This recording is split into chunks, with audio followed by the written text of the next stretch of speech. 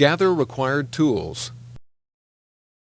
The following standard tools are required: Phillips and flathead screwdrivers, mini Phillips screwdriver, standard and metric sockets and wrenches, standard drill, angle drill, 4-inch hole saw, 2.5-inch hole saw, 1-inch hole saw, 3/4-inch hole saw or drill bit, various standard drill bits, utility knife, wire cutters, wire strippers. Additionally, there are 3 special tools required. These tools are available from Eberspächer using the standard part ordering procedure: wire crimpers, diagnostic unit, terminal removal tool. A complete tool list is included in the training information package. Plan component layout. Before any holes are drilled, it is imperative that the Airtronic heating system layout is well planned. The best location and position of each component must be considered. The most important planning takes place in the cab, in the area under the bunk. The Airtronic heater, outlet, and return air ducts must be installed such that they provide sufficient air movement in the sleeper, are protected from damage from stored items, do not interfere with cab structural members or truck mechanical components under the floor. To ensure proper air movement, the hot air outlet must be directed towards the front of the truck. The return air must be drawn in an area away from the outlet air to ensure the hot outlet air is not immediately returned to the heater. Be cautious of items that could block the return air vent. For example, if the vent is too close to hanging bed sheets or stored dirty laundry, the vent may become blocked. This will cause the heater to overheat and switch off. When possible, the heater should be installed in the center or passenger side compartment. The driver's side compartment is used more frequently for storage, so space in this compartment is generally more valued. Also, a heater installed in a congested area is more likely to be damaged. If the heater must be installed in a heavily used storage area, it is a good idea to fabricate and install a protective covering to protect the heater and ducting from sharp and heavy objects. The most common underbunk layout is shown here. For this installation, the recommended placement of the heater and ducts is shown. This allows for good air circulation and protects the heater and ducts from personal items placed in the driver's side storage compartment. Alternatively, the heater may be installed here. Some trucks have a front accessible storage area under the bed. In this example, a suitable location may be here or here. In our truck, we have decided to place the heater here. Before this location can be finalized, it is important to look under the sleeper to determine the location of cab structural members and truck components. On our truck, the structural members are here and here. The HVAC module coolant hoses are here. The refrigerant lines are here, and the truck exhaust pipes are here. There are no other truck components under our sleeper that will interfere with the heater's under-cab components. Drill holes. The location of the heater can now be marked out using a paint pen or marker on the mounting plate. The perimeter of the plate and the 4 middle holes should be marked on the mat. The center hole is found by connecting the dots to make an X. Now, mark a suitable location for the wire harness to go through the floor. Again, check under the sleeper for structural members and truck components. Drill both mounting plate and wire harness center holes with the mat in place. Now, the mat may be removed.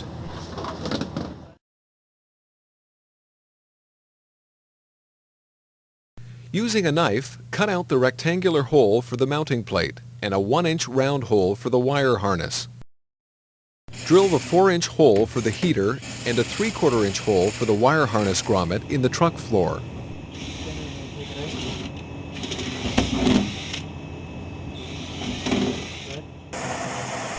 Now, drill the two 2.5-inch holes, one for the hot air outlet vent and one for the cold air return vent. Clean up truck interior. Clean up using a shop vac. Time-saving tip. If all the holes are drilled from inside the compartment, all the chips will be in one place.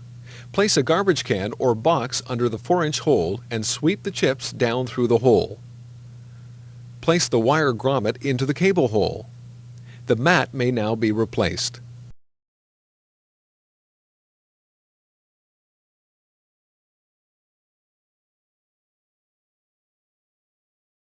Pre-assemble heater. Before the heater is mounted into the truck, the mounting plate, fuel line, exhaust hose, and combustion air hose must be attached to it.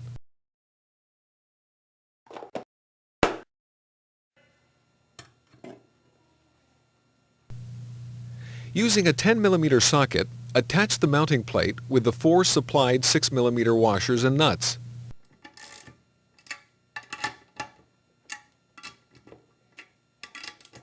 Next, place the short 3.5 mm ID rubber hose onto the fuel fitting with 2 9 mm clamps.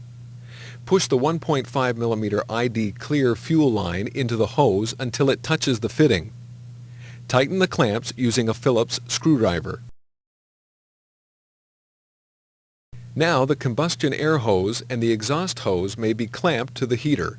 Be sure to place the 25 mm ID combustion air hose on the fan side and the 24 mm ID exhaust hose on the heat exchanger side of the heater.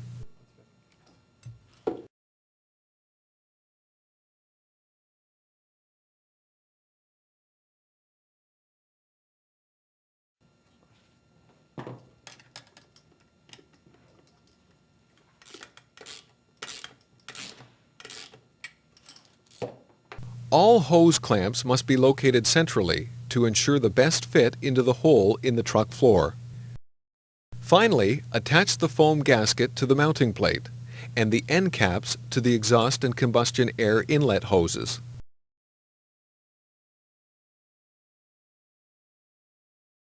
Install switch harness. Before mounting the heater, push the battery wire harness and fuel metering pump wire harness through the grommet in the floor.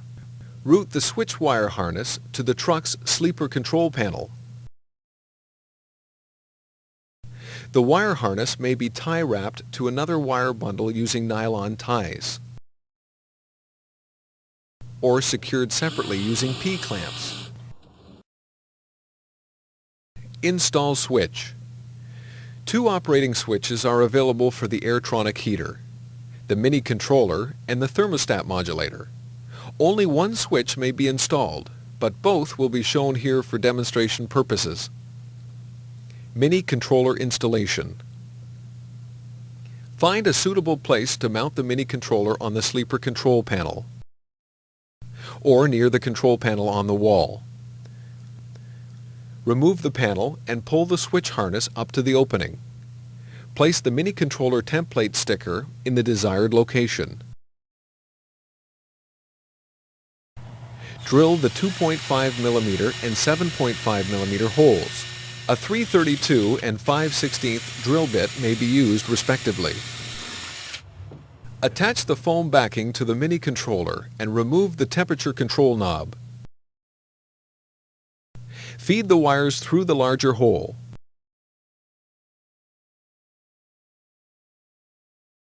Place the supplied screw into the mini controller and tighten it into the smaller hole. Reattach the temperature selection knob. Now the switch wire must be terminated and connected. Crimp the supplied male mini terminals to the red wire, yellow wire, and gray wire with the red tracer. Use the supplied section of brown wire with the white tracer to make the additional required connection on the brown-white wire. Now push each terminal into the correct connector location. On the mini controller side, red into location 1, yellow into location 2, brown into location 3, gray into location 4, and yellow with the violet tracer into location 5. Similarly, on the switch harness side, red into location 1, yellow into location 2, brown with the white tracer into locations 3 and 5, gray with the red tracer into location 4. The remaining wires are not used. Be sure to use the correct pin locations to ensure troubleshooting ease and part interchangeability. If a terminal is accidentally inserted into the wrong connector location, use the terminal removal tool to remove it.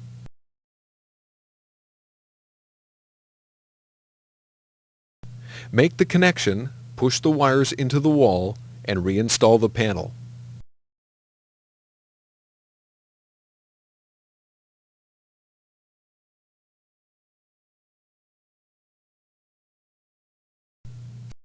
Mount heater. First, place the vent flanges into the 2.5-inch holes and secure them using the 3 supplied self-drilling screws for each flange. Snap the rotatable vent onto the outlet flange and the protective grill onto the inlet flange. The heater may now be installed. Carefully push the fuel line, exhaust, and combustion air tubing down through the 4-inch hole. Ensure the fuel line is not kinked. Mount the heater with the supplied self-drilling screws. Over-tightening the mounting screws will result in a poor seal. The supplied air duct may now be fitted. Cut the required duct lengths and connect them using the supplied clamps and a 5/16-inch socket. Over-tightening the duct clamp on the blower side of the heater, for example with power tools, can cause interference with the fan wheel due to its tight tolerance with the casing. The last step inside the truck is to connect the wire harness to the heater. Use a small flat screwdriver to open the positive assurance lock. Make the connection and push the assurance lock closed. Install exhaust hose. Route the heater exhaust hose to the rear of the sleeper. Secure it to the underside of the cab floor using the supplied brackets and self-drilling screws. Do not mount it to the frame. Be sure the end of the hose extends beyond the edge of the sleeper and it's pointed downward to avoid collecting water and dirt. If the supplied hose is too long, it may be shortened. Install combustion air inlet hose. Route the combustion air inlet hose towards the front of the truck. Make sure it draws clean air by positioning it away from areas of road spray, water, and snow. Turn the end of the hose towards the rear of the truck to ensure air is not forced into the heater while the truck is moving. The combustion air inlet hose may be secured using nylon tie wraps.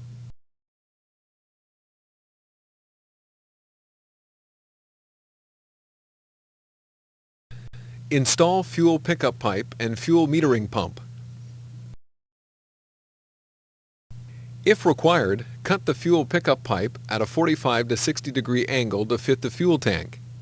The bottom of the pipe should be approximately 2 inches above the tank bottom. Ensure the hole is free of burrs and chips. The fuel pickup pipe should be located at the top of the fuel tank, near the heater, in an aesthetically pleasing position.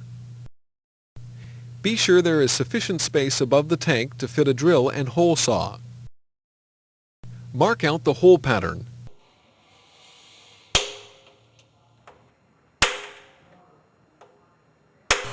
Drill the 2 1/4-inch holes first, then drill the center 1-inch hole.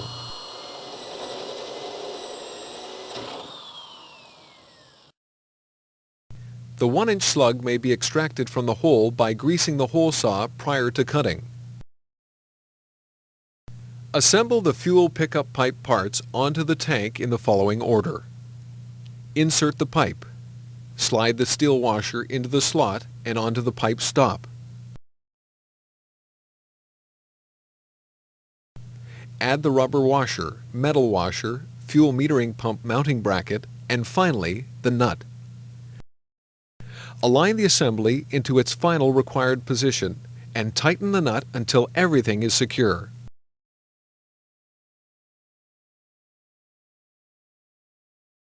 Install the fuel metering pump into the rubber mount with the connector on the top.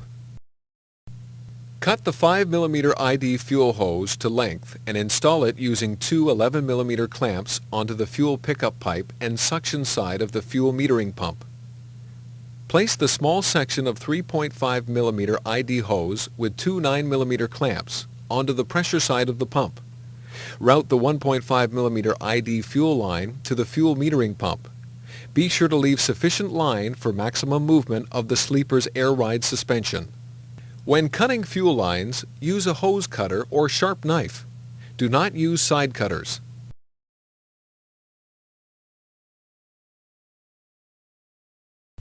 Push the fuel line into the connector hose until it touches the pump fitting.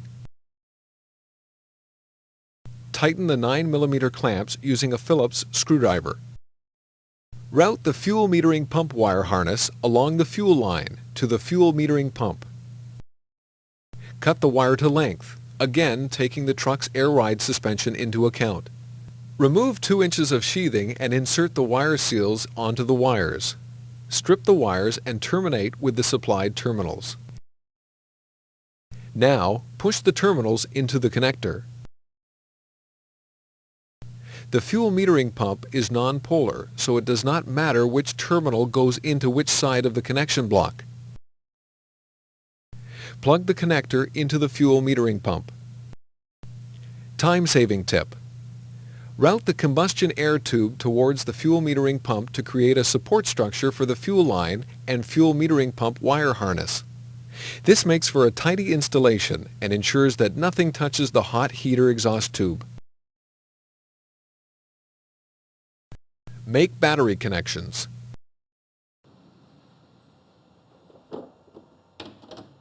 Route the battery wire harness to the battery compartment. Again, allow sufficient wire to compensate for the sleeper's air ride suspension. Cut the harness to the required length. Cut the wire sheathing back 4 to 5 inches. Push the unstripped red wire up through the fuse holder. Strip the wire and terminate with the supplied terminal. Pull the terminal down to seat in the fuse holder. Strip the brown wire and attach the ring terminal.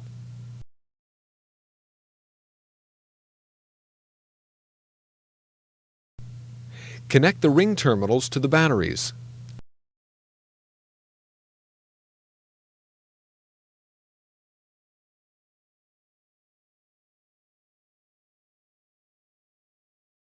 Insert the 20 amp fuse.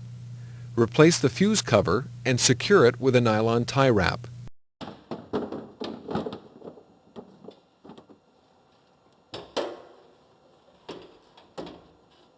Test heater function. Now we may function test the heater.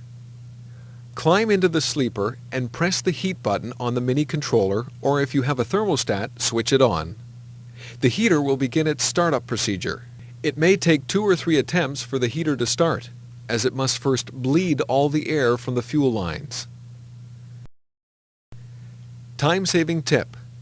Clean up outside the truck while waiting for the heater's first start. If the heater does not start after the second 3-minute start attempt, it will run the blower for 4 minutes to cool down and then stop. Switch it off and then back on to restart it.